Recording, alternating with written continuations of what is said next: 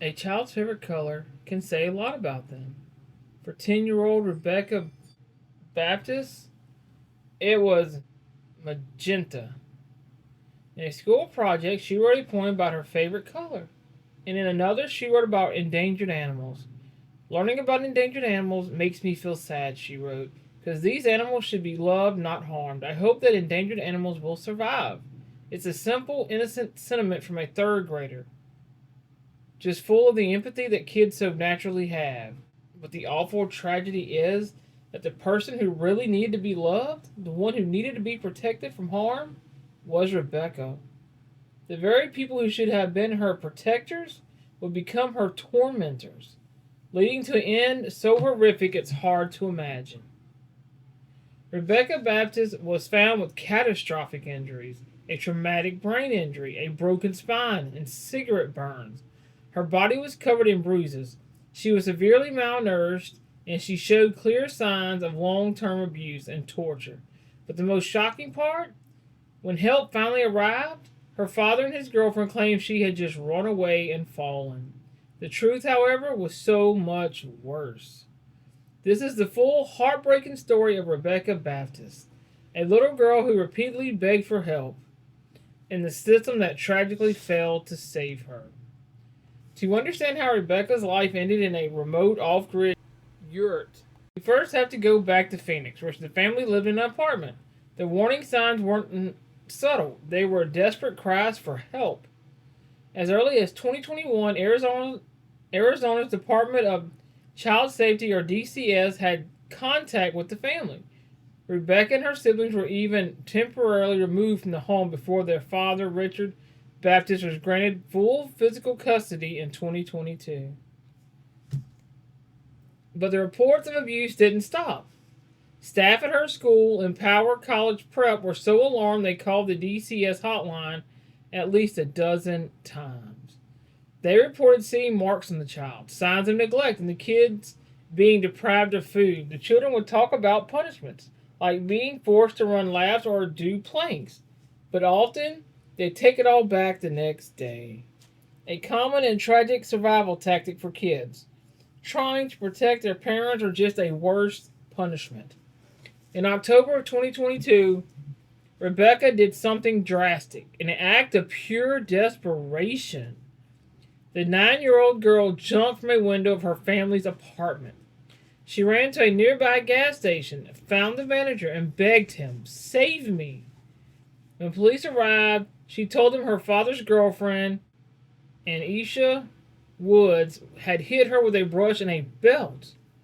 Officers documented her bloody lip and the bruises on her hands and feet. She was taken to a Phoenix Children's Hospital for treatment. It was an unmistakable plea for help from a child with visible injuries. And yet, when police questioned Richard Baptiste and Anisha Woods, they brushed it all off. They insisted Rebekah's injuries were self-inflicted. Incredibly, authorities closed the case, citing a lack of witnesses and conflicting stories. The system had a choice, and it chose to send Rebekah right back home. It wasn't the last time she tried to escape, and it wasn't the last time the system would fail her. The single event is a haunting prelude to the escalating horror that was to come, a catastrophic missed opportunity. In the summer of 2023, right in the middle of yet another DCS investigation into the family, Richard Baptiste made a move that sealed his daughter's fate. He moved the family, Rebekah and her two younger brothers, from Phoenix to a remote plot of land near Concho, Arizona. They were completely off grid, living in a yurt with no electricity, no running water, and no real sanitation. This move cut the children off from the one place where they had consistently found adults who were trying to help them, their school. The living conditions were squalid. Investigators later described a scene filled with trash, animal feces, and a few thin mattresses on the floor. The family had to haul water in plastic jugs from a convenience store 15 miles away. While Richard Baptiste and Anisha Woods shared a queen mattress, Rebekah was often forced to sleep on the floor as punishment.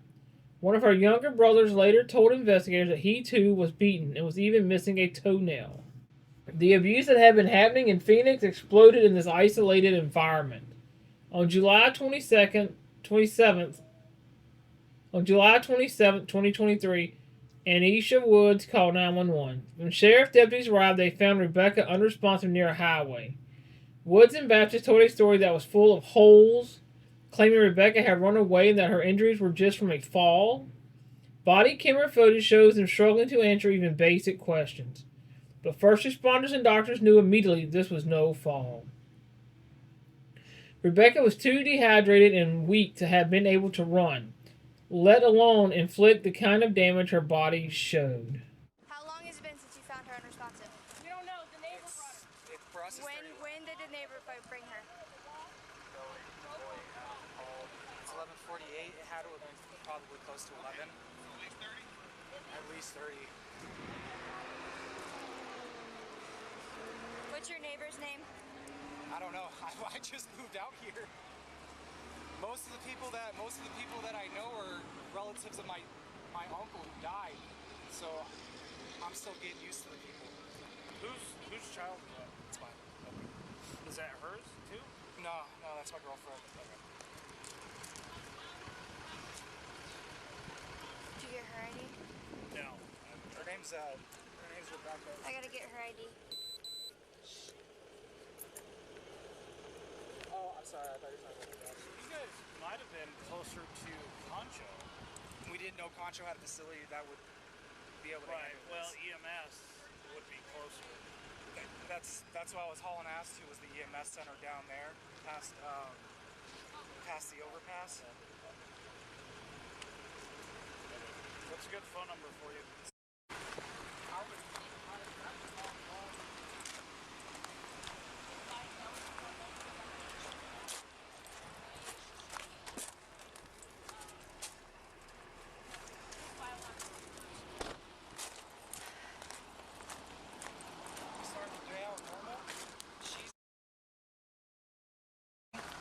She's been running away for the last 3 or 4 weeks since we've been here. Okay. She ran away this morning. We went out and tried to find her, and our neighbor found her. What time this morning? We got up about 9:30, so it would have been close to 10:30. So you guys saw her the night before? Yeah. Okay. We all sleep in the same building. Okay. And then, so you said she ran around that morning, and you guys were trying to find her? This morning. Yeah, this morning, yeah. And you guys went out trying to find her, and then your neighbors found her? Neighbor found her, yeah. Okay, what were they doing down there? How'd they find her? They were on quads. They were on their quads, okay. And then they brought her to you? Yeah. At your house? Yeah, well, it's technically was my great uncle's. He died recently, so we moved in there. Okay. So that's kind of how people know us up there. Did she have any signs of life when she got brought to you? She was almost basically like this. She was slightly responsive. She was still breathing on her own. What do you explain to me what you mean responsive? Like she was just breathing on her own. Breathing on her own? But that was about it. And then as we were driving this way, started seeing color change in her lips, and we were just fucking hauling it. Okay, you said she... Yeah, she got that when she was in Phoenix. Okay. She ran away. Did you guys take her to get treated for it? Yes, she has a primary care, and then she also did a 7-day stay down in Phoenix. Okay. Not for that, but just for a prior incident. Okay. And explain to me what you're going through. You said she's diagnosed with what? Can you explain that to me? Okay. She was on 3 different medications before we left.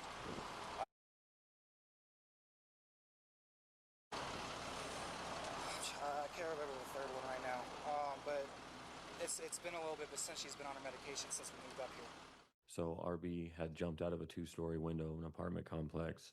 She had ran to at least one homeless person that she saw asking for help and then ran to the QT.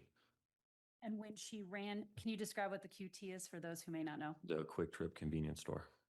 And so when she ran to the QT convenience store, did she provide any information? Yes, she had told the manager that she was being abused by her stepmother, and so he called the police. So she said that she was being abused by her stepmother, so law enforcement was called. Yes. And so at that time, based on your review of the reports, did she give any information as to what she meant by abuse? I would have to refer to the report for exact details. She was transported to Phoenix Children's Hospital because of the visible bruising, and she had told the officers that she had to do planks and run laps, as well as being hit on top of her hands and feet with a brush. She was flown to Phoenix Children's Hospital, the same hospital where she'd been treated less than a year before. This time, her injuries were so much worse. Doctors used a single, chilling word to describe what had been done to her: torture. The medical reports document a nightmare. She had bruises from head to toe, clumps of her hair were missing, and so were her toenails. There were burn marks on her lower back, right on her spine, that looked like cigarette burns. She was severely malnourished and dehydrated. Critically, she had a traumatic brain injury from a brain bleed, likely from blunt force trauma, and a spinal fracture. There were also injuries to her vaginal and anal areas, indicting sexual abuse. 3 days later, on July 30th, 2023, 10-year-old Rebekah Baptiste died. Investigators who searched the yurt found bloody paper towels and a hairbrush full of large clumps of blonde hair, matching Rebekah's. The off-grid sanctuary had been nothing but a remote house of horrors. Following Rebekah's death, Richard Baptiste and Anisha Woods were arrested in police interviews. They both admitted to using physical punishments like belts and brushes. Richard even admitted to using excessive force when hitting Rebekah for running away. They now face charges of first-degree murder, multiple counts of child abuse, and child molestation. Both have pleaded not guilty, and their trial is scheduled to begin on June 2026. But this case is about more than two people. It's a story of a catastrophic, systematic failure. Rebekah's death sparked widespread outrage and led to an internal investigation into Arizona's Department of Child Safety. The review identified systematic issues like high staff turnover, overwhelming caseloads. It also found a crucial flaw. DCS couldn't legally force a parent's significant other in this case, and Anisha Woods to participate in their investigation, even though she was the subject of most of the abuse. A DCS report lays out the agency's history with the family in stark, bureaucratic terms. It details report after report from 2022 through 2023, alleging neglect and physical abuse. Each time the investigation would close, with the allegations labeled unsubstantiated. The final report against the family was filed on May 19th of 2023 for physical abuse by Woods. That investigation was still open when the family disappeared at Concho, and DCS lost contact. 2 months later, Rebekah was dead. Rebekah's murder was one of several child deaths in Arizona in 2023, involving families also known to DCS, promoting calls for major reform. For Rebekah's teachers and family, the frustration is immense. They saw the signs, they made the calls, and yet the system failed to act. That little girl should have never been sent back to that family. This case are infuriating and incredibly hard to hear, but it's vital that stories like Rebekah's are told. It shines a light on the dark corners where abuse thrives and exposes the cracks in the systems that are supposed to protect the most vulnerable. If you believe it's important to understand these cases, please consider subscribing to my channel. The trial of Richard Baptiste and Anisha Woods will determine their legal guilt, but the moral responsibility is much broader. It lies with a system that was warned over and over, but failed to act decisively. It lies with a process that seemed to prioritize parental denials over a child's visible injuries and her desperate pleas. Rebekah Baptiste did everything a child could possibly do to save herself. She told teachers, she told police, she ran. She jumped from a window and begged a stranger for help. Her favorite color was magenta, a bright, vibrant color. It's a color full of life, a life that was brutally and systematically put out. The only fitting way to honor her memory is to demand change and accountability, to make sure no other child cries for help or ignored.